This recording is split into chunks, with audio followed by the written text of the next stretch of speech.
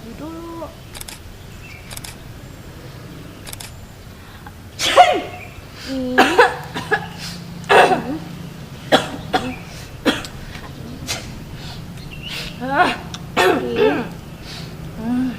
Guys, kalau kalian batuk atau bersin, itu mulutnya ditutup ya kalau bisa.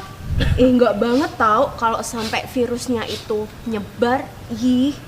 Soalnya pas kalian batuk atau bersin, virus itu bisa terbang cepet banget. Padahal ya saat virus itu terbang, itu bisa nularin banyak penyakit dari flu sampai TBC. Ngerikan. Lagian ya guys, kalau bersin atau batuk mulutnya nggak ditutup, nggak cantik tahu. Kalau mau cantik nih mulutnya harus ditutup. Nah ini kan. Kalau habis itu jangan lupa cuci tangan biar tetap bersih. Gitu ya guys.